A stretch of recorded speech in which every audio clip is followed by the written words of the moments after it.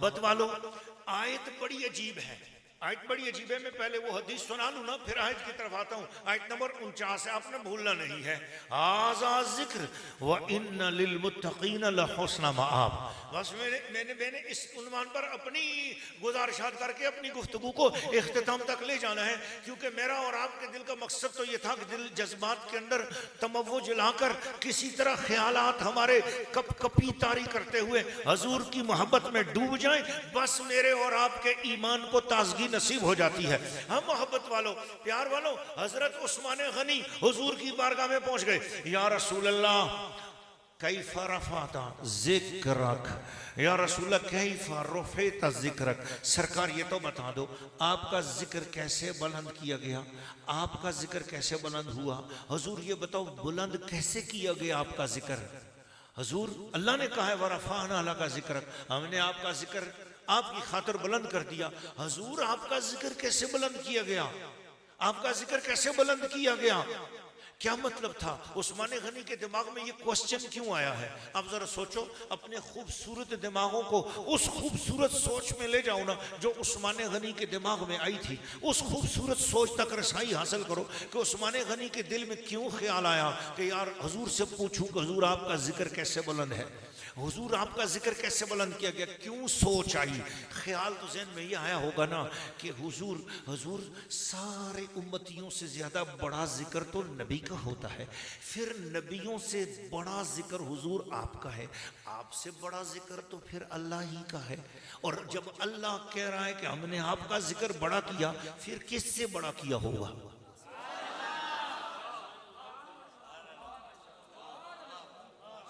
आपकी खूबसूरत सोचों का सलाम है। ये सिर्फ खूबसूरत सोचें सुन्नी बरेलवी के हिस्से में है। दुनिया के किसी और मजहब को इतनी खूबसूरत सोच नसीब नहीं हुई है जो इमाम अहमद रजा के खोशाचीनों को नसीब है। ये सोच अल्लाह का शुक्र है। औलिया अल्लाह को मानने वाला, बुजुर्गान दीन को मानने वाला, या रसूलुल्लाह कहने वाला, खूबसूरत सोच अल्लाह ने ये उसी को बख्शी है। वही इतनी हसीन सोचों का पीछा करता है और हम उन्हीं हसीन सोचों के पीछे चलते हैं जो हजरत उस्मान गनी के ज़हन में आई कि या रसूलुल्लाह, मखलूक में तो सबसे बड़ा जिक्र आप ही का है, फिर आपसे बढ़कर जिक्र खालिक का है।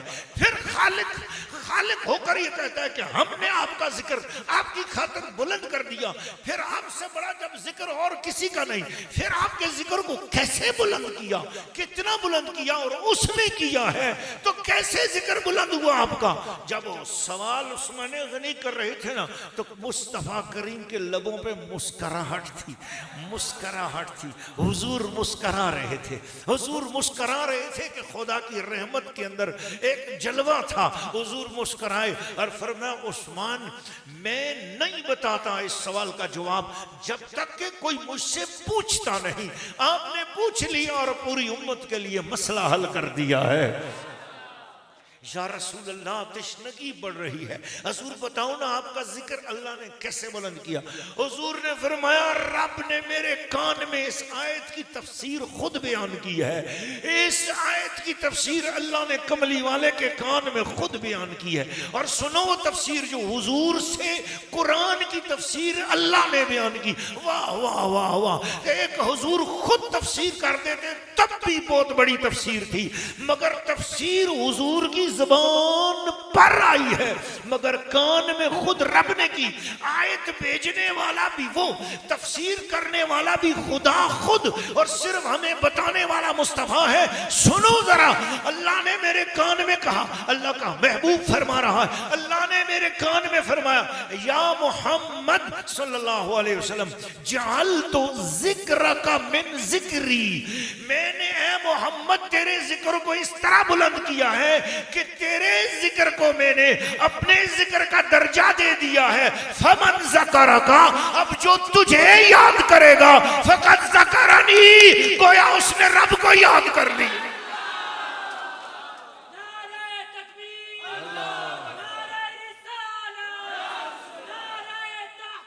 हक चाह रहे हैं।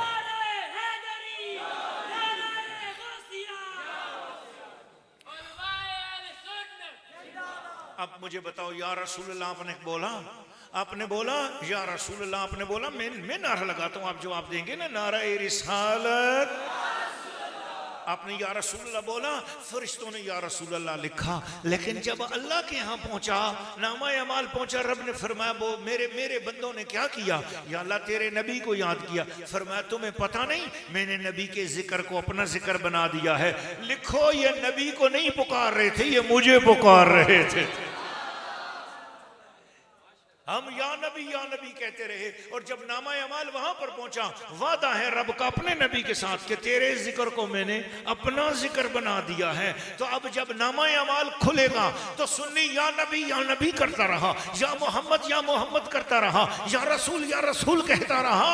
जब नामा अमाल खुला, उसमें लिखा हुआ सारी रात अल्लाह का जिक्र करता रहा है। या मोहम्मद में कहता रहा, या मोहम्मद में कहता रहा। नूर के मोतियों की लड़ी बन गई। या मोहम्मद में कहता रहा, ओ नूर के मोतियों की लड़ी बन गई। आयतों से मिलाता रहा,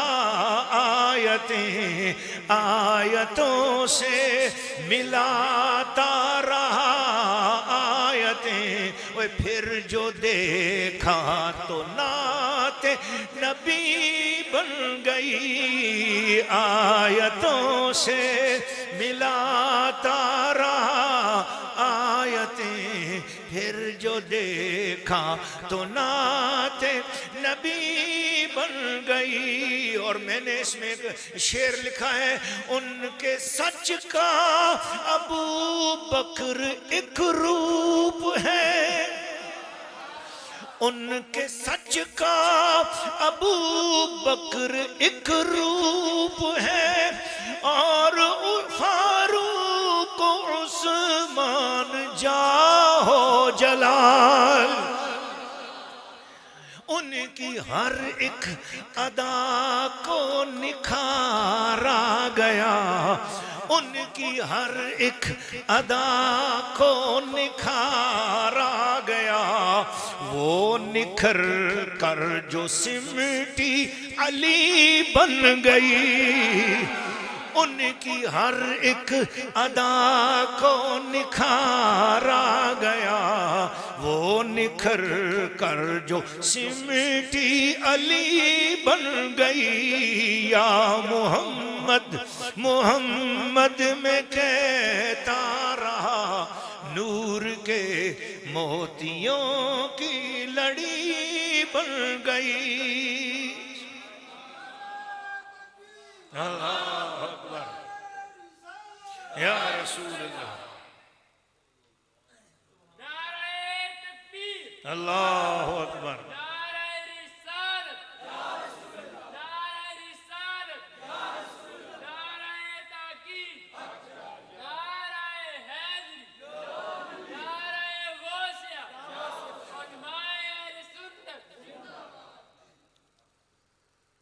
अल्लाह क्या फरमा रहा है? हाजा जिक्र। क्या फरमाया? ये है जिक्र। अंबिया की बातें की, अंबिया की सीरत बयान की, अंबिया की शान बयान फरमाई, अंबिया के मकामात बयान फरमाए, उनकी अजमतें बयान फरमाई। और उनकी अजमतों भरे तस्करे के बाद फरमाया हाजा जिक्र। क्या फरमाया? हाजा। अब इसके चार मानी हैं हाजा जिक्र के। नंबर एक, हाजा जिक्र, ये है नसीहत,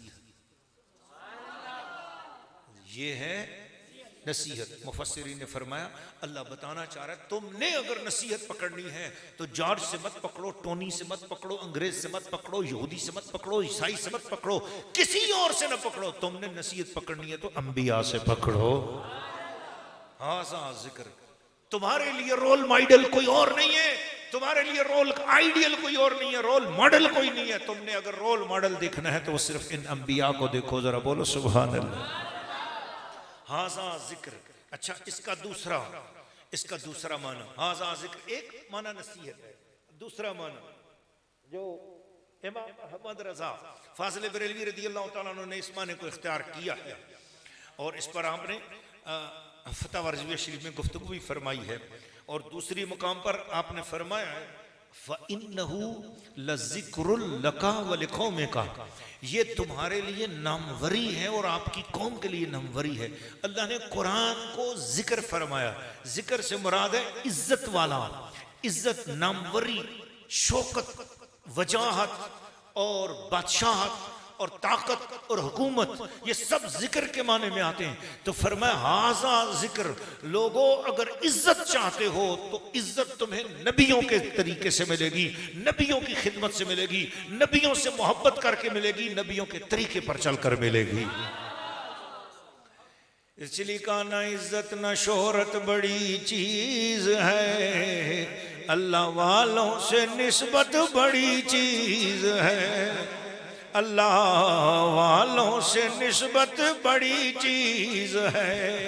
जरा बोलो ना अल्लाह वालों से निस्बत। बड़े बड़े हसीन और जमील घोड़े भी दुनिया में आए, बड़े हसीन और जमील दुनिया में शेर भी आए, बड़े हसीन और जमील जानवर भी आए, पर किसी जानवर का जिक्र तिलावत नहीं कहलाता, पर असहाबे काफ के कुत्ते का जिक्र तिलावत बन रहा है। और मैंने कहा वो असहाबे काफ के कुत्ते, आखिर तू भी तो कुत्ता है, मगर तेरे जिक्र के बगैर हाफिज का हिफ्ज मुकम्मल नहीं होता, तरावी मुकम्मल नहीं होती, तफसीर मुकम्मल नहीं होती, तेरा जिक्र करना ही पड़ता है। क्या वजह है? तो असहाबे काफ का कुत्ता झूम झूम के कहता है कि ना इज्जत ना शोहरत बड़ी चीज है, अल्लाह वालों से निस्बत बड़ी चीज है, न इज्जत न शोहरत बड़ी चीज है, अल्लाह वालों से निस्बत बड़ी चीज है। मैंने कहा हदीस शरीफ पढ़ो, और मैंने कहा हदीस शरीफ रूहुल बयान में आई है। अल्लामा इस्माइल हकी रहमतुल्लाह अलैह इस हदीस शरीफ को बयान करते हैं, साहिब तफसीर रूहुल मानी। अल्लामा सैयद महमूद आलूसी इस हदीस को बयान करते हैं, जन्नत में 8 जानवर जाएंगे। मैंने देखा जन्नत में एक मछली भी जा रही है, और मैंने कहा मछली तू जन्नत में कैसे जा रही है? मछलियां बड़ी बड़ी वेल मछलियां भी और बड़ी बड़ी मछलियां, और कोई मछली जन्नत में नहीं जा रही, तू किधर जा रही है? उसने कहा मुझे ना देखो, ये देखो 40 दिन हजरत यूनुस अलैहिस्सलाम मेरे पेट में रहे हैं। न इज्जत न शोहरत बड़ी चीज है, अल्लाह वालों से निस्बत बड़ी चीज है। मैंने देखा एक गधा जन्नत में जा रहा है, और मैंने कहा गधा तू जन्नत में क्यों जा रहा है? उसने कहा मुझे ना देखो, ये देखो मेरे गले में रस्सी हजरत उज़ैर अलैहिस्सलाम की पड़ी हुई है, उज़ैर अलैहिस्सलाम का गधा हूँ इसलिए जन्नत में जा रहा। कोई और गधा जन्नत में नहीं जाएगा, लेकिन उज़ैर अलैहिस्सलाम का गधा जन्नत में जा रहा है। लोग कहते हैं गधा भी ना बोलो, उसे दराज गोश मुबारक बोलो जरा सुभान अल्लाह। और मैंने कहा तू जन्नत में कैसे जा रहा है? तो बोलता है न इज्जत न शोहरत बड़ी चीज है, अल्लाह वालों से निस्बत बड़ी चीज है। मैंने देखा एक परिंदा फड़फड़ा रहा है, वो भी जन्नत में जाने के लिए तैयार है। और मैंने कहा तू कौन है? उसने कहा मैं हुदहुद हूँ। और मैं कहा तू जन्नत में क्यों जा रहा है? और कहा मैंने थोड़ी सी खिदमत की थी, मैं सुलेमान अलैहिस्सलाम का खत लेकर बिल्कीस की खिदमत में गया था, इतनी सी ड्यूटी मैंने दे दी, मेरे रब ने जन्नत मेरे नाम कर दिया है। और न इज्जत न शोहरत बड़ी चीज है, अल्लाह वालों से निस्बत बड़ी चीज है, और न इज्जत न शोहरत बड़ी चीज। हमारा रहमतुल्लाह तआला अलैह इस्माइल हकी ने लिखा बकरियां भी जन्नत में जा रही हैं। मैंने कहा बकरियों तुम जन्नत में जा रही हो, बहुत सारी बकरियां जा रही हैं। उन बकरियों ने कहा संभल के बात करना, हम दाई हलीमा की बकरियां हैं, हमें कमली वाले ने चराया है। न इज्जत न शोहरत बड़ी चीज है, अल्लाह वालों से निस्बत। हाँ बाबा ओ हाथी भी जन्नत में जा रहा हूं। मैं कहा तू किधर जा रहा है? कहने लगा मैं वो महमूद हूं, मेरा नाम महमूद है, मैं अबराह का हाथी हूं। अबराह मुझे काबे पे हमला कराना चाह रहा था पर मैंने काबे पे हमला नहीं किया, और मैं जब गुस्ताखी से बाज आ गया रब ने जन्नत का दरवाजा मेरे लिए खोल दिया। न इज्जत न शोहरत बड़ी चीज है, अल्लाह वालों से निस्बत बड़ी चीज है। दाता साहब के रोजे पर शेर लिखा हुआ है, आसमां सजदा कुनद पेशे जमीने के बरू।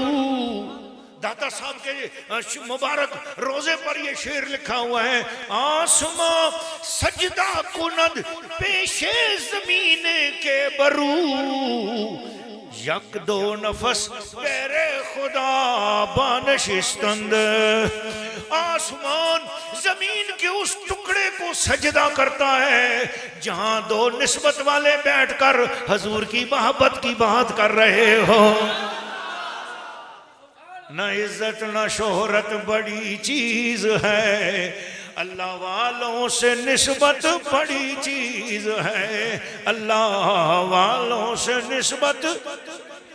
यार चोर चोरी करता रहा, 35 साल चोरी करता रहा, कभी कुतुब नहीं बना। एक दिन मेरे होश के दरवाजे पे चला गया जी। और मेरे हाफिज अल्लामा शाहजेब वैसी साहब, ये महफिल 11वीं शरीफ है, और मैंने चोर से पूछा ओए बता हर जगह चोरी की है, बता क्या किया? जहां चोरी की है वहां जुर्म मिलता रहा है, वो उसके दर पे चोरी करने आया हूं, रब का करम मिल रहा है। न इज्जत न शोहरत बड़ी चीज है, ओए अल्लाह वालों से निस्बत। जादूगर तो बड़े बड़े आए हैं, पर जो जादूगर मेरे दाता गंजबख्श के मुकाबले पे आ गया, अब जाकर देखो ना शेख हिंदी रहमतुल्लाह अलैह करके लेटे हुए हैं। हाँ शेख हिंदी। मैंने कहा ये कौन है? कहते ये वही जादूगर है जो हवा में उड़कर दाता साहब का मुकाबला कर रहा था।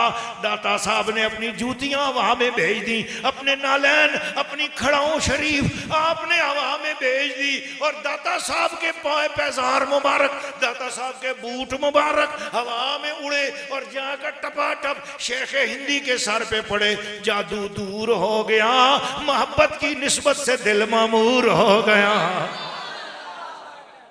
आज जैसे लोग दाता साहब पे हाजिरी दे रहे हैं, ऐसे ही शेख हिंदी के मजार पे भी हाजिरी दे रहे हैं। मैंने कहा शेख हिंदी, दुनिया जादूगरों की तो कभी इज्जत नहीं करती, ये तेरी इतनी इज्जत कहां से आ गई? और अंदर से आवाज आई, न इज्जत न शोहरत बड़ी चीज है, ओए अल्लाह वालों से निस्बत। ऐ सारे मिलकर पढ़ो जरा, अल्लाह वालों से निस्बत, अल्लाह वालों से निस्बत। अब मैंने कहा कि यार अतारी साहब बैठे हुए हैं, और मैंने कहा हुजूर ये बताओ ना, अब पूरी दुनिया में अमीर अहले सुन्नत को दुनिया जानती है, हर जगह हुजूर की सुन्नतों का पैगाम आम हो रहा है। हाँ जिधर मैं गया हूँ, दुनिया के मुल्कों में गया, मशरक के मुल्कों में गया, मगरब के मुल्कों में गया, शुमाल के मुल्कों में गया, मुल्क मुल्क मैंने घूमे, जगह जगह मैंने घूमी, हर जगह मैंने देखा हजूर के आशिक। एक ऐसी जगह में गया, उर्दू जुबान ना उन्हें पढ़नी आती है, लिखी हुई पढ़नी नहीं आती है, मगर वो नाते पढ़ रहे हैं मदनी मदीने वाले। मैंने कहा ये क्या बात? मैंने कहा आपको उर्दू नहीं आती, ये नात कौन सिखा गया? कहा एक बंदा बैठा तो कराची में है, पर पूरी दुनिया के लोगों को हुजूर के इश्क से मनवर कर रहा है। न इज्जत न शोहरत बड़ी चीज है, अल्लाह वालों से निस्बत। और पढ़ो बुलंद आवाज से, अल्लाह वालों से निस्बत। पारा नंबर सूरत का नाम, आयत नंबर। अल्लाह फरमा रहा है हाजा, क्या फरमा रहा है? हाजा हाजा जिक्र, फरमाया हाजा जिक्र व इन्ना लिल मुत्तकीना लहुस्न मआब। हाजा जिक्र, जिक्र तो ये है, नामवरी तो ये है। मैंने दो तफसीरें बयान की थी ना। एक तफसीर मैंने क्या बयान की, हाजा जिक्र, ये नसीहत है। दूसरी तफसीर क्या बयान की, ये नामवरी है, इज्जत है। अब तीसरी तफसीर क्या है, हाजा जिक्र, फरमाया इससे मुराद ये है, यही वो चीज है जो याद रखने की। सब कुछ भूल जाओ, निस्बत ना भूलना। बोलो सुभान अल्लाह जी। सब कुछ भूलने का है, भूल जाएगा, निस्बत नहीं भूलना। और अल्लाह का भी तरीका यह है, वो न निस्बत भूलता है, न निस्बत वालों को भूलता है। यार बड़े बड़े कुत्ते आए जमाने में, चले गए, किसी कुत्ते को काबिल इज्जत नहीं गर्दाना गया। कुत्ता हमेशा काबिल नफरत रहा है। लेकिन ये क्या बात है कि एक कुत्ता ऐसा है कि अल्लाह कुरान में कह रहा है, वह कल्बुहुम बासितुन ज़िराअैहि बिल वसीद, उनका कुत्ता अपनी कलाइयां चौखट पे बिछा के बैठा हुआ है। मैंने कहा कुत्ते क्या हुआ? कहा मेरी बात नहीं है, मैं तो हूं कुत्ता ही, मगर बात उस चौखट की है जहां कलाइयां बिछाने की इज्जत नसीब हो गई है। इसलिए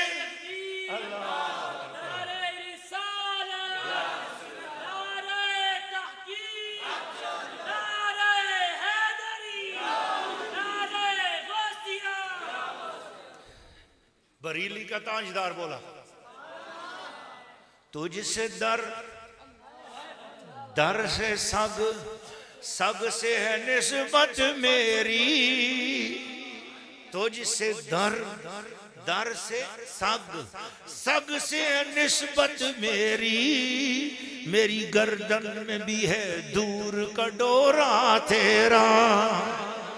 और इस निशानी के जो सग हैं नहीं मारे जाते, हश्र तक मेरे गले मेरे पट्टा तेरा। तू है वो गैस कि हर गैस है प्यासा तेरा। तू है वो होश के हर होश है शैदा तेरा। सर भला क्या कोई जाने कि है कैसा तेरा। औलिया मलते हैं आंखें, वो है तलवा तेरा। तेरी सरकार में लाता है रजा उसको शफी, जो मेरा गौस है और लाडला बेटा तेरा। जी सुभान अल्लाह। हजूर सैयदना महबूब सुबहानी, खुतबे रब्बानी, शबाज़िला मकानी, किंदीले नूरानी, कताते कुरानी, सैयद शेख अब्दुल कादिर जीलानी। बोलो सुभान अल्लाह। कसम बखुदा मैंने ये बात अल्लामा शतनूही रहमतुल्लाह अलैह की किताब में पढ़ी है।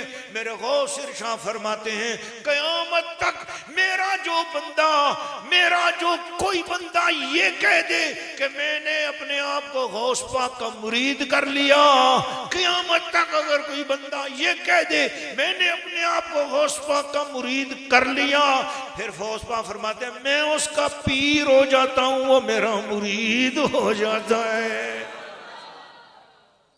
जी इन्ना यदी अला मुरीदी कस्समाय अलल अर्द, जिस तरह आसमान जमीन पर छाया हुआ है, फरमाया मेरा हाथ सारे मुरीदों पर इसी तरह छाया हुआ है। गौस पाक की रूहानियत कोई ज़बानी और लफ्जी बात नहीं है। अदब दिल में हो तो यकीन जानो गौस पाक की रूहानियत का पता दुनिया के जर्रे जर्रे में लग जाता है। मेरे गौस पाक की जो 11वीं शरीफ है, मैं साउथ अफ्रीका में गया, वहां पर एक मलावी इलाका है, वहां में आगे गया। मुझे वहां एक घर में ले जाया गया जहां 11 देगें हर महीने 11वीं शरीफ की दी जाती है। वो जो बंदा है वो मुझे कहने लगा मेरी अम्मी आपसे मिलना चाहती हैं। मैंने कहा ठीक है, मुलाकात की। माई साहबा से मैंने पूछा, जी माई साहबा अपनी कोई बात सुनाओ। उन्होंने कहा जी मैं बहुत गरीब थी, मैं हमसायों से एक मुट्ठी चावल मंगवाती थी महीने के, मैं कहती अगले महीने दे दूंगी। फिर पूरा महीना पकोड़े बेच बेच के तो कुछ उस मुट्ठी चावलों की कीमत उनको अदा करती।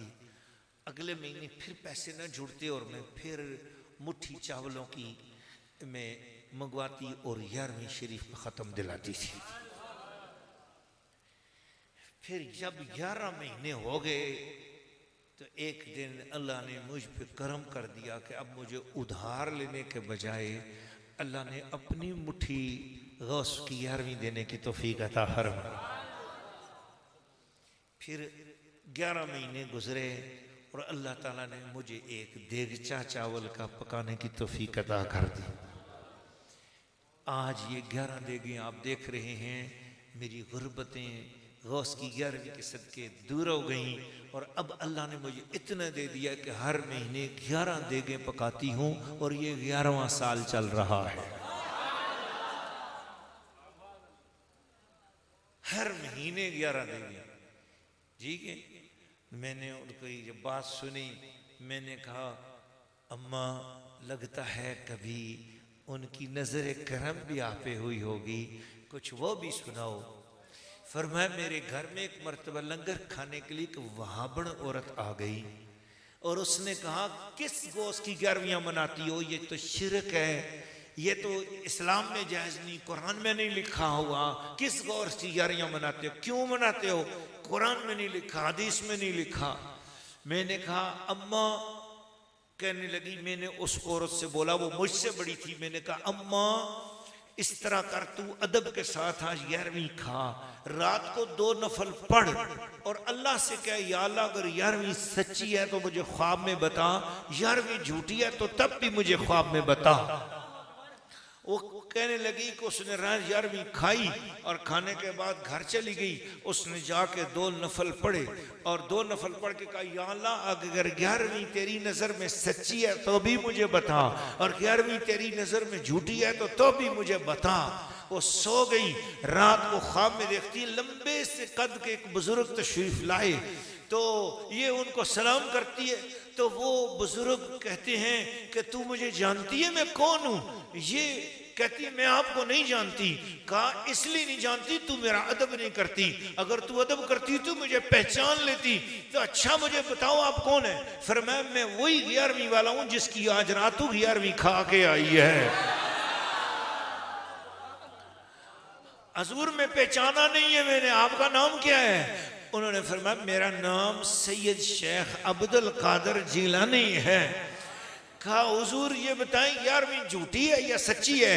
फरमाया ये बता रूहें अल्लाह की कुदरत में है, अल्लाह के कब्जे में है या आजाद हैं?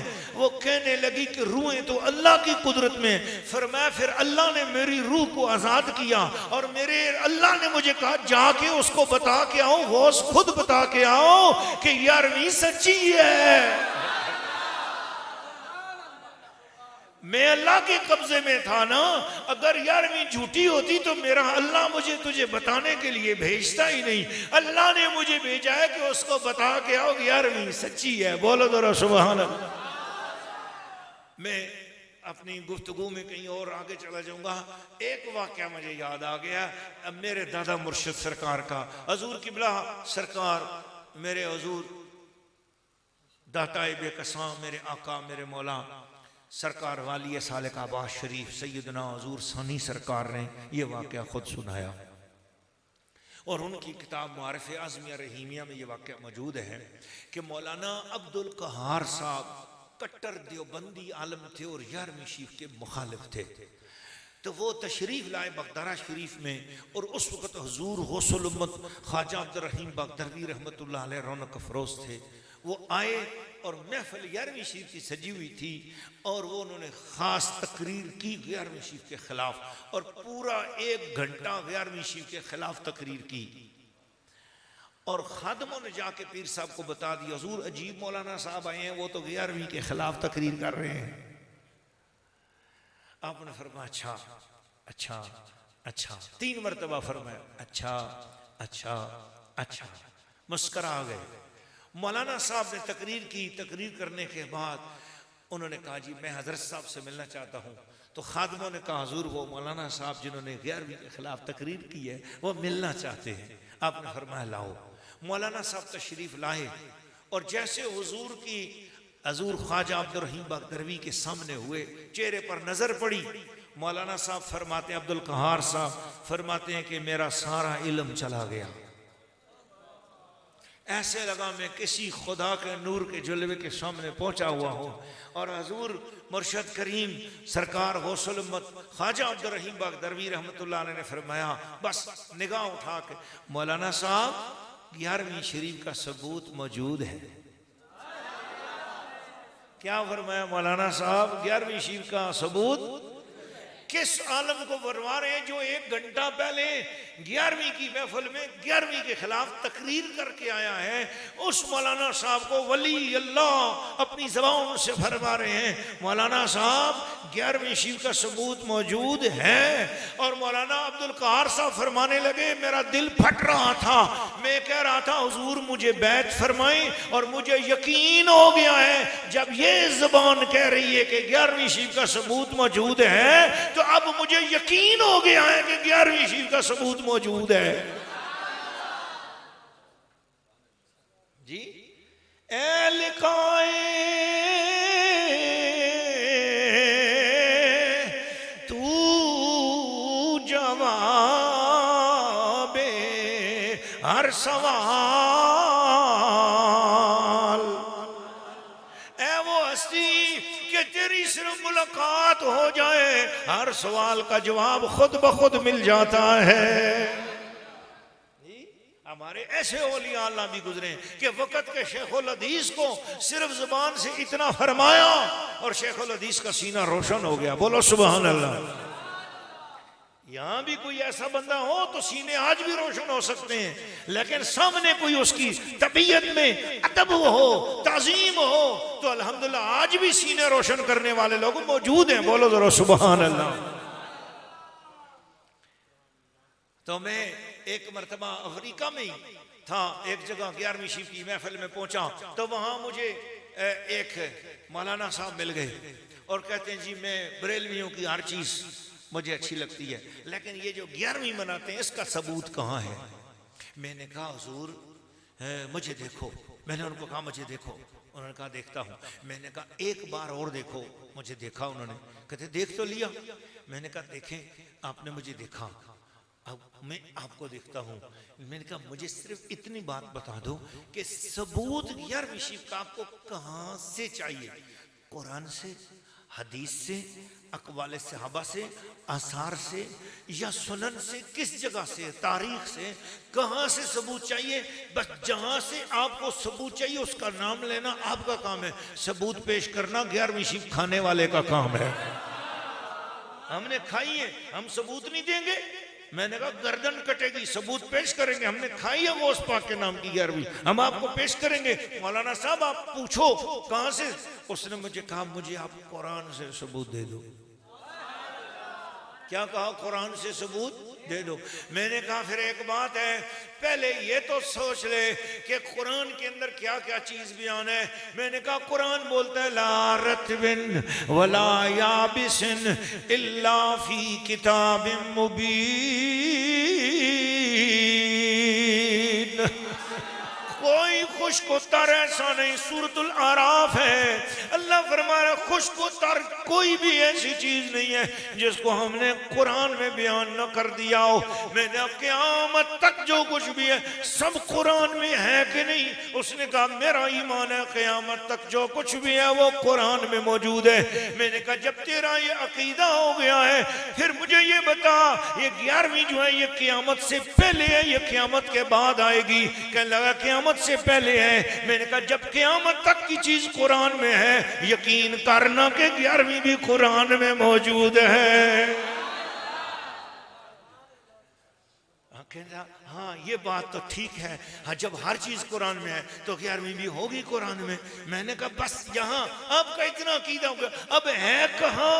ये आप अपना ज़र्फ ऊंचा करते जाओ, हम आपको बताते जाएंगे। मैंने कहा पीर मेरे लिए शाह साहब घोड़े से नीचे गिरे और घोड़े से नीचे गिरे और कमर पे हाथ रखा, पास मुरीदन का सरकार चोट तो नहीं लगी? फरमाया नहीं चोट तो नहीं लगी। कहा फिर हुजूर आपने कमर पे हाथ रखा, आंखें बंद की? फरमाया नहीं मैं गौर कर रहा था कि कुरान में मेरा घोड़े से गिरना कहां पर लिखा हुआ है।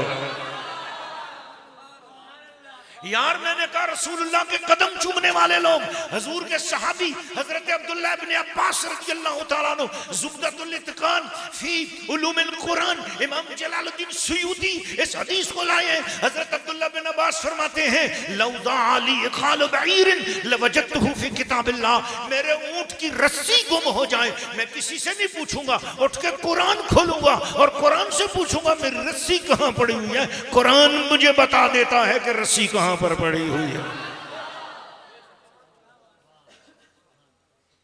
तो जब मैंने ये बातें की उस बंदे ने कहा हाँ अब मैं समझता हूं। मैंने कहा ना जी ना, अब मैं आपको बताता हूं, आपसे बड़ा एक वहाबी मेरे गौस पाक की खिदमत में हाजिर हुआ था। कहते कौन? मैंने कहा आज के दौर में जिसे आप इमाम इब्न तैमिया कहते हो कि नहीं कहते हो? जी कहते हैं। मैंने कहा इमाम इब्न तैमिया हर्रान के इलाके का है और हर्रान का इलाका बगदाद से 58 किलोमीटर दूर है।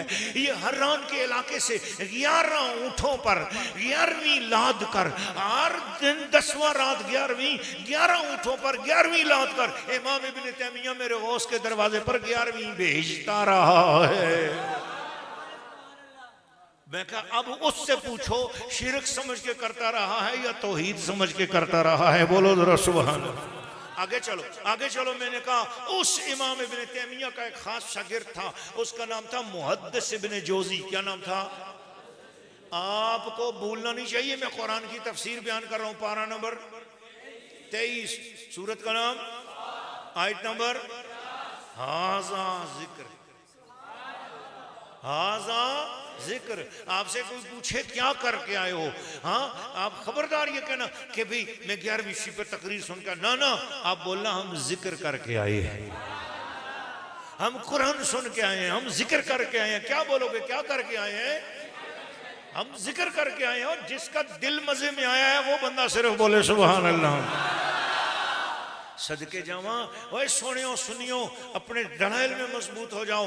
मुहद्दिस इब्ने जोजी, मुहद्दिस इब्ने, इसने औलिया अल्लाह के खिलाफ किताब लिखी, गौस पाक के खिलाफ किताब लिखी। उस किताब का नाम है तलबीस इबलीस। किताब का नाम क्या है?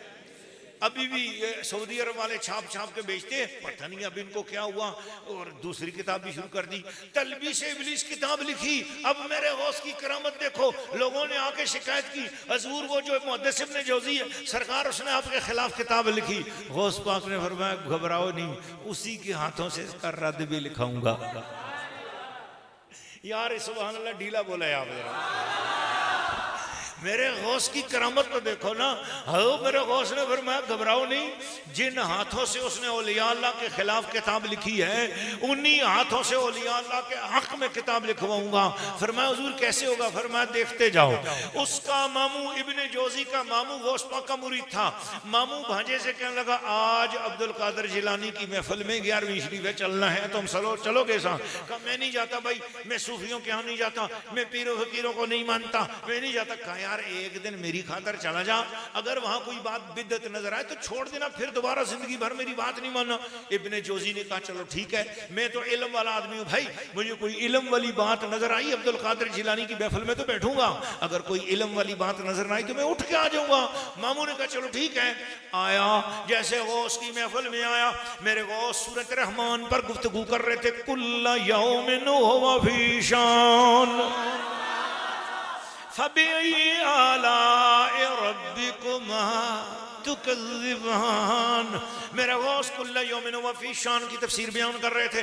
मुहद्दिस इब्न जोजी ने सोचा कि मुझे इस आयत की 11 तफसीरें आती। मुहद्दिस इब्न जोजी ने क्या कहा, अपने दिल में क्या सोचा, इस आयत की मुझे कितनी तफसीरें आती? 11। वैसे बड़ा तकड़ा आलम था भाई, मानने की बात है। 11 तफसीरें, हम गुनाहगारों तो कोई एक भी नहीं आती, उसको अगर 11 आती है तो फिर तकड़ा आलम तो था ना। बोलो ना सुभान अल्लाह। अब मेरे गौस ने निगाह डाली उस पर, निगाह डाली और गौस पाक ने उसके सीने में जो तफसीरें याद थी तरतीब से पहले वो बयान करनी शुरू की। उसने कहा ये भी मुझे आती है, दूसरी ये भी मुझे आती है, तीसरी ये भी मुझे आती है, चौथी ये भी मुझे आती है, पांचवी, छठी, सातवीं, आठवीं, नौवीं, दसवीं ये भी मुझे आती है। अब गौसपा ने 11वीं तफसीर बयान की, उसने कहा ये भी मुझे आती है।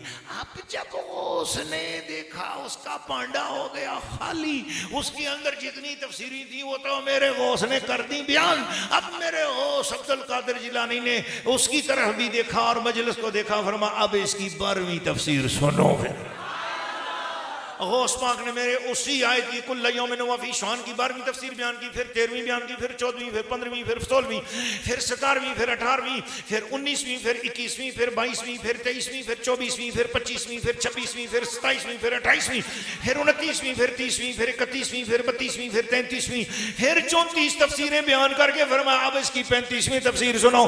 फिर 35 तफसीरें बयान की, 6 घंटे गुजर गए थे, अब 7वां शुरू हुआ। मेरे गौस ने फरमाया 36वीं तफसीर सुनो। इब्ने जोजी ने गिरबान फाड़ दिया और चीख मार के कहा कि या अब्दुल कादिर फइन्न सदरी कद शक्का, अब्दुल कादिर चुप हो जा वरना मेरा सीना फट जाएगा।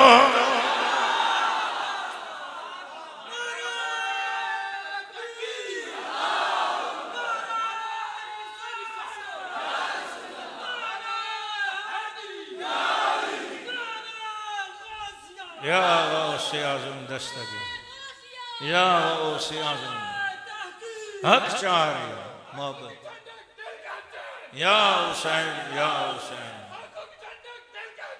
या हुसैन, या हुसैन मोहब्बत वालों, या हसन, या हुसैन,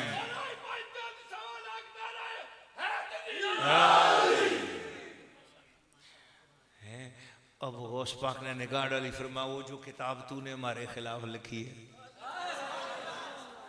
है ओए इब्ने जोजी, और तूने जो हमारे खिलाफ किताब लिखी है, अब शर्म सरकार अगर लिखी है ना दुआ करें अब रद्द भी मैं ही लिखूंगा।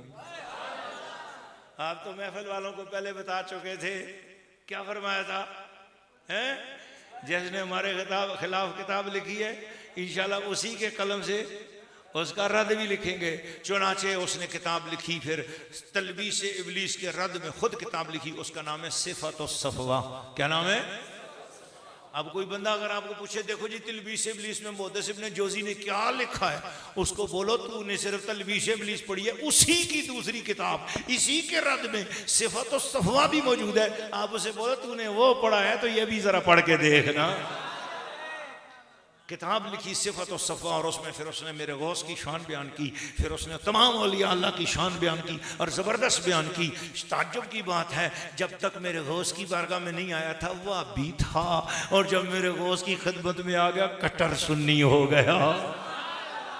निगाहे वली में ये तासीर देखी, पढ़ो ऊंची आवाज में, निगाहे वली में ये तासीर देखी, निगाहे ये तासीर देखी, बदलती जमाने की तकदीर देखी, अब बदलती जमाने की तकदीर देख। बाद लोग कहते हैं जी पीर साहब की खिदमत में ये आए ऐसे करामत हो गई, ये वाकया, लेकिन ये इल्म वाला वाकया जो है ना, लोग पर ज़रा सोचते हैं, जो खासकर जो दिमाग होता है जिनका इल्मी बातों का, वो सोचते हैं किसी आलिम ने गौस को माना हो, किसी आलिम दीन ने गौस पाक को माना हो। तो बाबा मुहद्दिस इब्ने जोजी से बढ़कर बड़ा आलम कौन होगा, जो सबसे बड़ा मुखालिफ भी था और फिर वही गौस पाक के हाथ चूमने वाला भी हो गया, और वही गौस पाक की अकीदत करने वाला भी हो गया, वही गौस पाक की ताज़ीम करने वाला भी हो गया। इब्ने जोजी से किसी ने कहा तूने अब्दुल कादिर जिलानी में क्या देखा कि तू उनका हो गया है?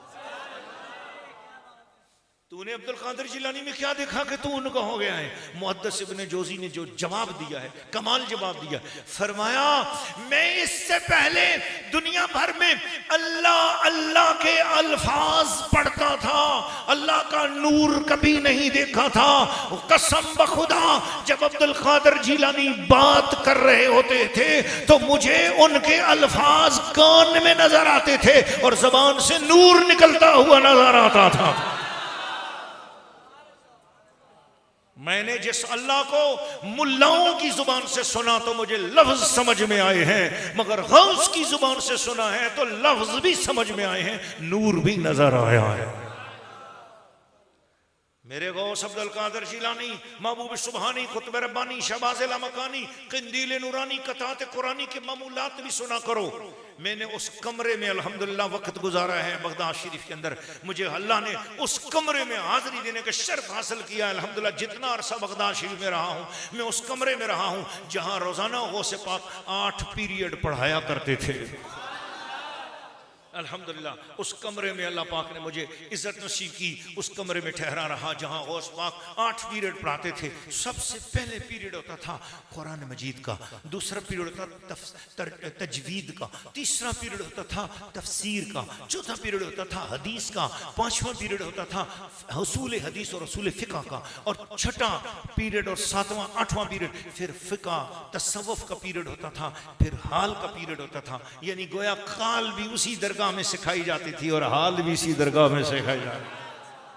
और मैं जब वहां पहुंचा बगदाद शरीफ, मैंने सोचा ये गौस पाक ने जगह खुद खरीदी होगी।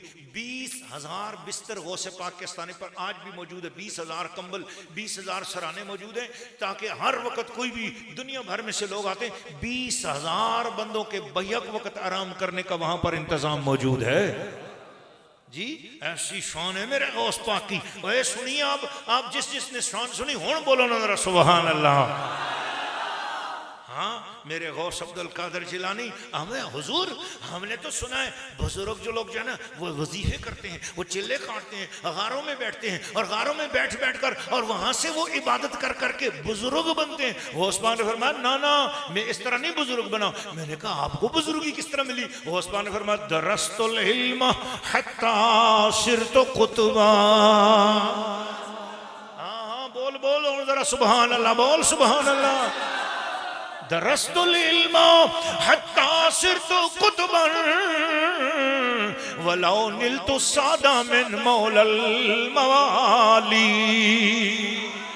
और लोग जो है वो चिल्ले काट काट के पीर बनते हैं, मैं किताबें पढ़ के बुजुर्ग बन गया हूँ। मैंने इल्म के जरिए बुजुर्गी पाई है। मेरे गौस खुद को आप ये मत समझना कि हम आज अगर 11वीं खाने वाले हम लोगों ने गौस पाक का मकाम अगर लोगों के सामने किसी पीर फकीर के तौर पर बयान की, ये गलती हमारी है। लेकिन खबरदार मेरे गौस के बारे में ऐसा मत समझना को अपने बड़े से बड़ा इल्म लेकर आ, मेरे गौस के सामने तेरा इल्म एक जर्रा भी नहीं होगा और मेरे गौस का इल्म तेरे सामने पहाड़ की तरह बुलंद होगा। बड़े बड़े आलिम आए। एक आलिम था बहुत बड़ा, उसका नाम था इब्न बत्तो सका। वो आया और उसको बहुत बड़ी हदीसें याद थी और बड़ा फलसफे का माहिर था। एक और बुजुर्ग भी आया, उसके पास कशफ बड़ा था जी उसके पास चीजों को मुसख्खर करने का बहुत बड़ा फन था। वो शेर पे बैठ के आया। किस पे बैठ के आया? ओ बोलो ना, ओए ऊंची बात से बोलो।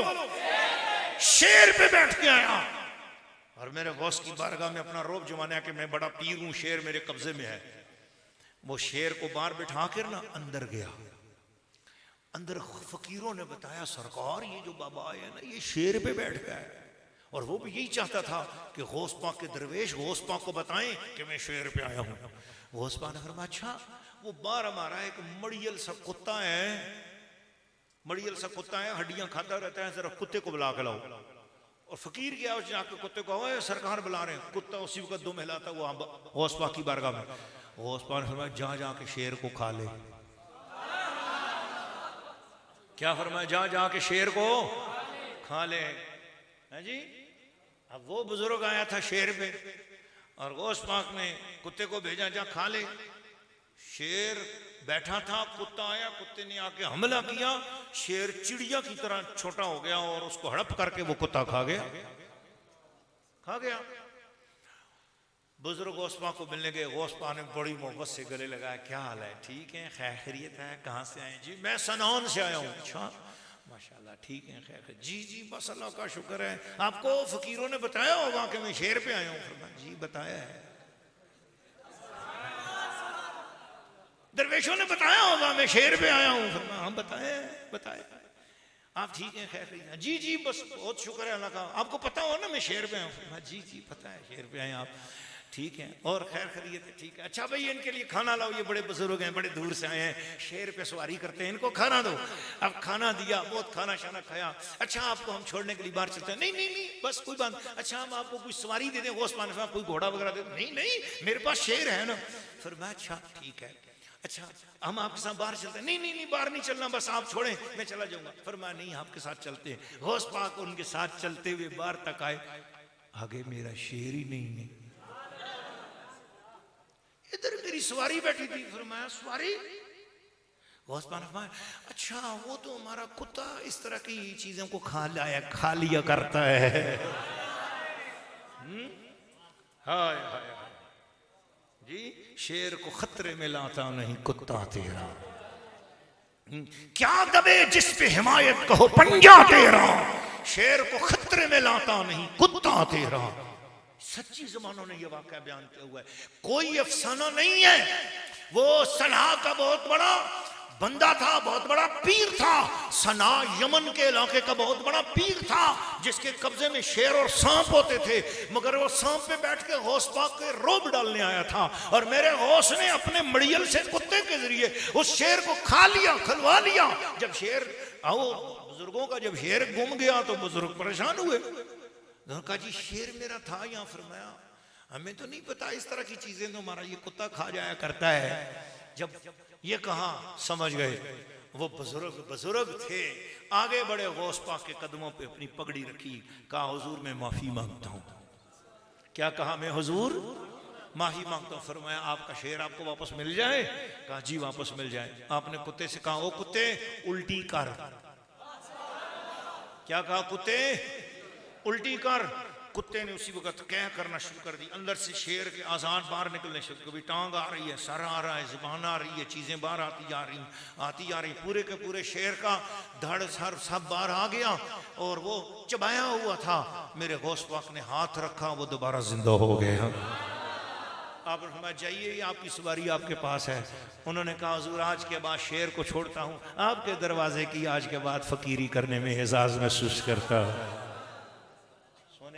बड़े बड़े इल्म वाले भी, तजर्बे वाले भी, तसव्वुफ वाले भी, तफक्कुह वाले भी, रियाजी वाले भी, ज्योमेट्री वाले भी, फिक़ह वाले भी, अंदर वाले भी, बाहर वाले भी, जो जिस जिस रंग में मेरे गौस के सामने आता गया, अल्लाह ने मेरे गौस को उसके ऊपर मुकाबले में फतह अता फरमाई है अल्हम्दुलिल्लाह। उस दौर का बादशाह अल मुस्तज़र बिल्ला था। मुस्तज़र बिल्ला ने अपने महल के अंदर से एक थैली भेजी गौस पाक की खिदमत में कि हुजूर ये पैसे आप कबूल फरमाएं, खानका के फकीरों पर खर्च कर दें। थैली जैसे गौस पाक की खिदमत में पहुंची, गौस पाक को जलाल आ गया। गौस पाक ने थैली को पकड़ा हाथ में, उसके अंदर सोने की अशरफियां थी, सोने के उसके अंदर रुपए पैसे थे। थैली के अंदर सोना भरा हुआ था, यूं समझ लो 1 किलो सोने के सिक्के बने हुए थे। गौस पाक ने हाथ में पकड़ा, फरमाया हराम का रिस्क तुम अब्दुल कादिर को देते हो, लोगों से जो तुमने जुल्मन टैक्स वसूल करके तुमने जो अपने खजाने की तिजोरियां भरी हैं, तुम उसके साथ अब्दुल कादिर जिलानी की खानका को आलूदा करना चाहते हो। आपने उस थैली को पकड़ा, जोर से दबाया, उस थैली के अंदर से खून निचड़ना शुरू हुआ। फरमाया ये गरीबों का खून है जो इस थैली में से निकल रहा है। खलीफा मुस्तज़र बिल्ला डर गया, उस तक इत्तला पहुंची, उसने कहा रात को मैं नंगे पैर हाजिरी दूंगा और गौस पाक से माफी मांगूंगा। रात को जब रात हुई नंगे पैर आके दरवाजे पर खड़ा रहा। तहज्जुद के टाइम जब गौस पाक उठे बाहर के लिए तशरीफ लाए, देखा तो आगे खलीफा सर झुका के खड़ा है। आपने फरमाया आइंदा फकीरों का इम्तिहान नहीं लेना।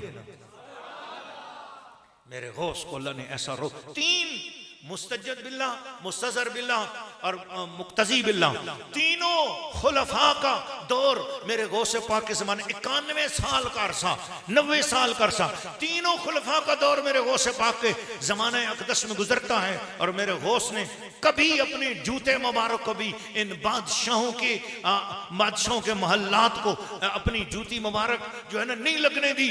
लोगों ने बड़ा कहा ये ओहदा वो ओहदा, लेकिन आपने फरमाया नहीं, मुझे जो हुजूर की फकीरी वाला ओहदा मिल गया मेरे लिए वही काफी है।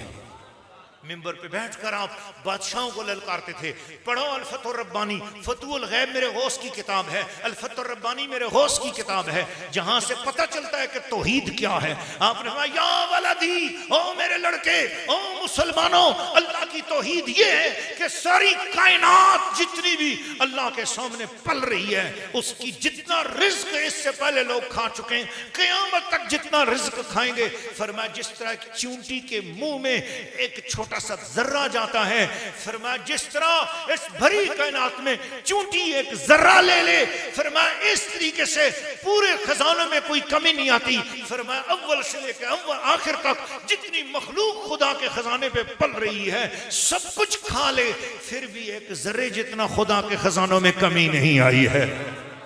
बताओ ना, अल्लाह के बारे में ऐसी मार्फत देने वाला कौन? मेरा गौस अब्दुल कादिर जिलानी। बोलो जरा सुभान अल्लाह। अल्लाह की जितनी ज्यादा जिसे पहचान हो जाती है, उतनी ज्यादा बुजुर्गी और वलायत उसे मिलती है। जितना ज्यादा अल्लाह की तौहीद में बंदा पक्का होता है, उतना ज्यादा उसे मार्फत रब्बानी मिल जाती है। मेरे गौस को अल्लाह ने तौहीद का वो जाम अता कर रखा था। 70,000 गैर मुस्लिमों को मेरे गौस ने खाली निगाह डाली, वो कलमा पढ़ना शुरू हो गए। 70,000 मुर्दे मेरे गौस पाक ने जिंदा किए। बोलना है सुभान अल्लाह। बगदाद के अंदर एक बंदा आ गया, ईसाई था, उसने कहा हमारा नबी तो मुर्दों को जिंदा करता रहा है, मुसलमानों तुम्हारे नबी ने कौन से मुर्दे जिंदा किए हैं? मेरे गौस ने फरमाया पकड़ के लाओ इसको। आया, फरमाया सुन, पहले मुझसे पूछ आप कौन हो? उसने कहा आप कौन है? फरमाया मैं न नबी हूँ न नबी जैसा हूँ, मैं नबी का गुलाम हूँ, हुजूर की आल में से हूँ। तू बगदाद के अंदर सबसे कोई पुरानी कब्र ढूंढ और फिर मुझे बता। अब्दुल कादिर उसे जिंदा करके दिखाएगा। जुमे का दिन मुकर्रर हुआ और उसने पूरे बगदाद के 100 साल पुराने बुढ़े लोगों से जाके पूछा कोई पुरानी कब्र बताओ। उन्होंने कहा एक कब्र है जिसके बारे में यह है कि ये नूह अलैहिस्सलाम के जमाने का कोई मुर्दा है। वो उस पुरानी कब्र पे जाकर गौस पाक को ले गया। गौस पाक के साथ 70,000 ईसाई भी वहां पर पहुंच गए, यहूदी भी पहुंच गए, काफिर भी पहुंच गए। देखते हैं आज अब्दुल कादिर मुर्दे को कैसे जिंदा करता है। गौस पाक ने फरमाया मेरी आदत है जब मुर्दे को जिंदा करता हूं तो मैं कहता हूं कुम बिइज़्निल्लाह, उठ अल्लाह के हुक्म से खड़ा हो जा। लेकिन आज चूंकि मेरे नाना जान की इज्जत का मसला आ गया है, आज खत्म नबूवत का मसला आ चुका है, आज रसूलुल्लाह की नमूस का मसला है, इसलिए मैं ये नहीं कहूंगा कि कुम बिइज़्निल्लाह, अल्लाह के हुक्म से खड़ा हो जा। गौस पाक ने ठोकर मारी, फरमाया कुम बिइज़्नी, अब्दुल कादिर के हुक्म से जिंदा हो जा, उठ जिंदा हो जा। ये होती है बात। अल्लाह ने सही हदीस से कुदसी है, अल्लाह ने फरमाया, रसूलुल्लाह ने फरमाया वे एक वक्त आता है कि हत्ता इज़ा काना अहबब्तहु, जब मैं अपने बंदे से प्यार करता हूँ, फकुन्तु समाउल्लज़ी यस्मउ बिही, फिर मैं उसके कान बन जाता हूँ जिनसे वो सुनता है, व बसरुल्लज़ी यबसुरु बिही, मैं उसकी आंखें बन जाता हूँ जिनसे वो देखता है, व यदहुल्लती यब्तिशु बिहा, मैं उसके हाथ बन जाता हूँ जिससे पकड़ता है, व रिजलहुल्लती यमशी बिहा, मैं उसके पाँव बन जाता हूँ जिनसे वो चलता है। फिर वो मुझसे मेरा बंदा जो सवाल करता चला जाता है, मैं उसको उसी वक्त पूरा करता चला जाता हूं। गुफ्ताए अल्लाह बवद गर्चे अज़ हुल्कू में अब्दुल्लाह बवद। यारो टाइम ज़्यादा हो गया, मुझे घड़ी का एहसास देखने का मौका, सुबह मेरी फ़्लाइट है, मैंने जाना भी है। ये तो मुझे हाफ़िज़ शाहज़ेब साहब ने कैद कर लिया, इनकी मोहब्बतों की वजह से मैं यहाँ पर पहुँचाया। ये टूटी फूटी चंद बातें की, अनपढ़ आदमी हूँ, बड़े बड़े नेक लोग अच्छे लोग बैठे हुए हैं, मुझ मस्कीन ने चंद बातें इसलिए पेश की हैं शायद बगदाद शरीफ से जब नज़र करम हो तो मुझ गुनाहगार पर भी हो जाए। उनका मिरासी बनकर उनके नाम का ढोल बजाया है, वरना मेरे पास कुछ भी नहीं है। ये तो मांझी सरकार की निगाह है। अल्लाह ताला ने कुरान मजीद में फरमाया हाज़ा जिक्र, क्या फरमाया? हाज़ा व इन्ना लिलमुत्तकीन लहुस्ना मआब, और बेशक जो मुत्तकीन हैं उनका बहुत अच्छा ठिकाना है। ये मेरी तकरीर का क्लाइमैक्स था। मैंने आपसे कहा था बस अभी मुझे नहीं चाहिए, अभी मेरा पसीना बहने दो, शायद ये मेरी बख्शिश के काम आ जाए, मेरी बख्शिश के काम आ जाए, आप तशरीफ फरमा हो जाए। हाँ, व इन्न लिल मुत्तकीना लहुस्न मआब, और वो जो तकवा वाले हैं उनका बहुत अच्छा ठिकाना है। या अल्लाह, अजीब बात है, पहले तूने निस्बत की बात की और फिर तकवा की बात कर रहा है। आजाद जिक्र, यही है वो जिक्र। फिर कहा व इन्न लिल मुत्तकीना लहुस्न मआब, बेशक जो तकवा वाले हैं उनका बहुत अच्छा ठिकाना है, बेशक जो तकवा वाले हैं उनका बहुत अच्छा ठिकाना है। आपसे हाथ जोड़कर कहूंगा, आप लोग अपनी बैठे रहे, मैं हाथ जोड़कर बोलना चाहता हूं, तवज्जो मेरी तरफ करो। इन्न लिल मुत्तकीना लहुस्न मआब, बेशक जो तकवा वाले हैं ना, तकवा वाले हैं ना, उनके लिए बहुत अच्छा ठिकाना है। मैंने मुल्ला से पूछा, मुल्ला जी तकवा किसे कहते हैं? मुल्ला बोलने लगा, मुल्ला ने कहा नमाजें पढ़ो, रोजे रखो, नेक काम किया करो, तबलीग किया करो, वाज किया करो, ये तकवा है। मैंने मौलवी से पूछा तकवा ये? उसने कहा तकवा यही है, नमाज पढ़ो, कुरान पढ़ो, नेक काम करो, तकवा है। मैंने कहा शक ही कोई नहीं इस बात पर मुझे इजाजत है मुल्ला जी, मैं खुद अल्लाह से क्यों ना पूछूं, ए अल्लाह तूने ही तकवा की बात की, तू बता तकवा क्या है। मौलवी बात बताते हुए डंडी मार जाता है, लेकिन कुरान तो खोल के बयान करता है। मैंने कहा कुरान तू बता, तूने कहा मुत्तकीन के लिए बहुत अच्छा ठिकाना है, तेरी नजर में मुत्तकीन कौन है? कुरान ने कहा फिर सुनो, इन्नल्लज़ीना यग़ुद्दूना अस्वातहुम इंदा रसूलिल्लाह उलाइकल्लज़ीना इम्तहना अल्लाहु क़ुलूबहुम लित्तक़वा लहुम मग़फ़िरतुन व अज्रुन अज़ीम। सुनो, जिसने अपनी आवाज में भी हुजूर का अदब कर लिया, उसी के दिल को अल्लाह ने तक़वा के लिए पसंद फरमाया। तू तकवा मुसल्ले में सोच रहा है, रब तकवा नबी के मोहल्ले में रख रहा है।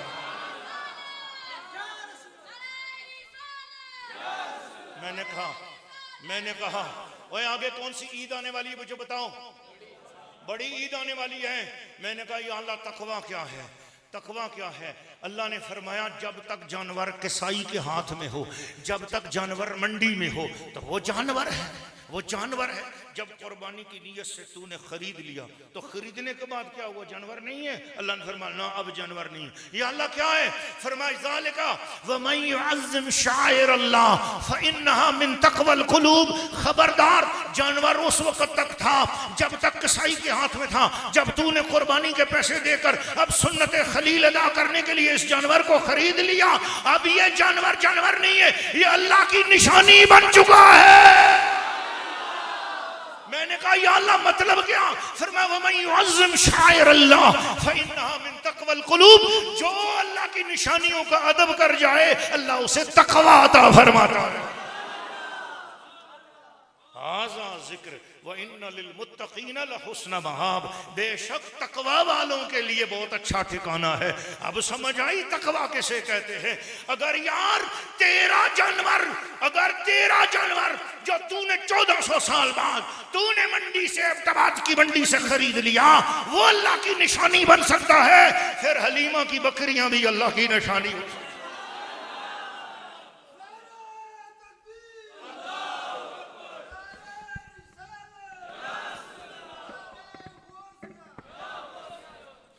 वइन्न लिलमुत्तक़ीना लहुस्न मआब। बेशक जो तकवा वाले हैं उनके लिए बहुत अच्छा ठिकाना है। बोलो जरा सुभान अल्लाह। हाँ, आम जन्नतियों के साथ उनको नहीं रखूंगा जिन्होंने मेरे यार के कूचे का अदब किया। अगर यार के जानवरों का इतना अदब है तो फिर सोच यार की आल का कितना अदब होगा। सोचना अब सोचता चला जाना उनकी अहले बैत का कितना अदब होगा जिनके जानवरों की इतनी बड़ी इज्जत है। मैंने कहा या अल्लाह ये क्या बात है भाई? मैं आपसे पूछना चाहता हूँ, मैं पूछना चाहता हूँ, दुनिया भर में जितनी ऊँटनियाँ हैं, वो जितनी भी ऊँटनियाँ हैं वो किसकी हैं? अल्लाह की। ऊँटनियाँ किसकी हैं? अल्लाह की। लेकिन जब ऊँटनी खरीदने जाओ तो कोई ऊँटनी वाला बोलता है ये अल्लाह की ऊँटनी इतने की है, वो बोलता है ये मेरी ऊँटनी है। कोई भी जानवरों को ऊँटनी अल्लाह की ऊँटनी नहीं बोलता, पर कुरान में एक ऐसी ऊँटनी है जैसे अल्लाह ने कहा हाज़िही नाक़तुल्लाह जी, हाज़िही नाक़तुल्लाहि व सुक़ियाहा, ये अल्लाह की ऊँटनी है और ये जो कुछ पिएगी ये अल्लाह के नाम पर पीती रहेगी, पूरे इलाके का पानी ये पी जाएगी, ये अल्लाह की ऊँटनी है। या अल्लाह ऊँटनियाँ तो सारी तेरी हैं, ये अल्लाह की ऊँटनी क्यों है? फरमाया दरअसल बात यह है, ये ऊँटनी सालेह अलैहिस्सलाम की है और जो नबी की चीज़ हो अल्लाह कहता है वो मेरी चीज़ होती है।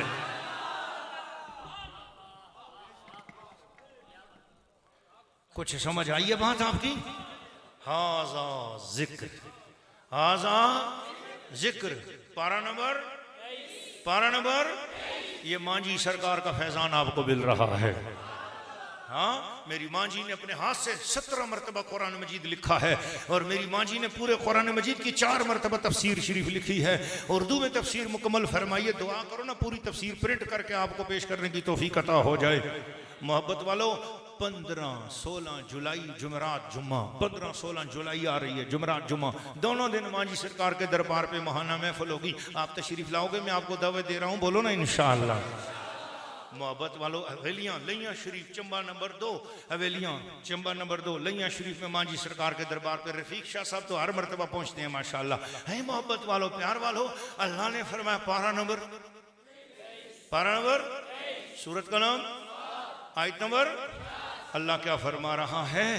हाज़ा जिक्र। हुण याद हो गई है, तुसा आखो ना सुभान अल्लाह। है जी, कम से कम जिंदगी में एक तकरीर तो आप पे ऐसी है जिसका हवाला आपको याद हो गया। घर जाके बोल तो सकते हो यार आज ऐसे वो आलिम दीन को सुन के आया हूँ जिसने पूरा हवाला ज़ुबानी याद करा दिया, बोलो सुभान अल्लाह।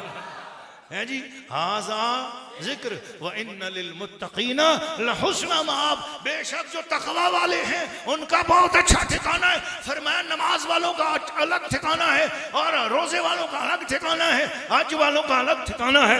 अमल वालों को ठिकाने दूंगा पर अच्छा ठिकाना उनको दूंगा जो यार का अदब करने वाले हैं। हाँ, मैंने कहा या अल्लाह ये 2 पहाड़ियां हैं खाना काबे के साथ जुड़ी हुई। फरमाया हाँ, इन्न सफा वल मरवता मिन शाइरिल्लाह, सफा और मरवा अल्लाह की 2 निशानियों में से निशानियां हैं। वमन युअज़्ज़िम शाइरल्लाह, जो अल्लाह की निशानियों की ताज़ीम करे, फ़इन्नहा मिन तक़वल क़ुलूब, उसे दिल का तक़वा नसीब हो जाता है। अब पता चला अल्लाह ने अच्छा ठिकाना उनके लिए रखा हुआ है जो हर निशानी का अदब करने वाले होते हैं। हर चीज हदीसों से नहीं मिलती, हर चीज कुरान से नहीं मिलती। कुरान से हर चीज लेने के लिए मेरे अली शाह का दिमाग चाहिए, हदीसों से हर चीज लेने के लिए हजरत इमाम अहमद रजा का जिक्र चाहिए। और मैं और तुझे, हमें सबूत हदीसों और कुरान से नहीं चाहिए। हमने देखना है रब का प्यारा जिधर जा रहा है हम उधर ही को चलते चले जाएंगे। इल्मां विच न फसा सानू, कोई यार दी गल सुना सानू। है जी, हाँ, ए मुल्ला मैनू मारदाई, ए मुल्ला मैनू मारदाई, हलफ मैनू आया नहीं, ए बे पुकारदाई, ए मुल्ला मैनू मारदाई, ए मुल्ला मैनू मारदाई। है जी, अल्लाह मैनू आया नहीं, ए बे पुकारदाई, ए मुल्ला मैनू मारदाई। ये दोहरे हाजिर के बेअदब मुल्ला जो हम सब लोगों को ये बता रहे हैं कि मस्जिद नबवी की नीयत से मदीने में जाओ, हुजूर के रोजे की नीयत न करो। हम उनसे कहना चाहते हैं सुनो, ना हमें कनाडा अच्छा लगता है ना अमेरिका अच्छा लगता है, लेकिन कनाडा की हवा बहुत खूबसूरत है, अमेरिका की हवा बहुत अच्छी है, यूके में बहुत अच्छा मौसम है, मगर उन करोड़ अच्छे मौसमों को मुस्तफा की गर्मी पर कुर्बान करते हैं। शहर मदीना के कीकर के कांटों पर उन गुलो गुलजार को कुर्बान करते हैं। सुनो, हम शाह फहद के महल के आशिक नहीं है, हम रियाज और नजद की गलियां नहीं देखने जाते हैं। हमें अगर सहराए अरब से प्यार है तो कमली वाले की मोहब्बत की वजह से प्यार है।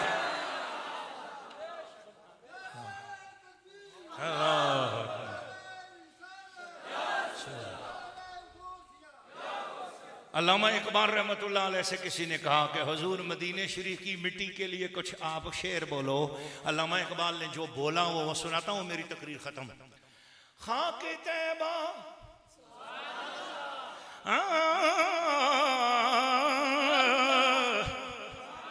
खाके तैबा अज़ दो आलम खुशतरस, और दोनों जहान एक तरह हो मदीने शरीफ की मिट्टी एक तरफ हो, मैं दोनों जहान से ज्यादा इज्जत वाला मदीने शरीफ की मिट्टी को तसव्वुर करता हूँ। खाके तैबा व यज़्दु आलम खुशतरस। पूछने वालों ने कहा अल्लामा इकबाल और मदीने शरीफ की मिट्टी को दोनों जानों से अफजल क्यों समझता है? अल्लामा इकबाल ने अगले मिसरे में जवाब दिया, खाके तैबा और यज़्दु आलम खुशतरस वे खुनक शेर के आजा दिल बरस। और मदीने शरीफ की मिट्टी दोनों जहानों से मुझे इसलिए अच्छी लगती है कि वहां पर अल्लाह का महबूब आराम फरमा रहा है। वमा अलैना इल्लल बलागुल मुबीन।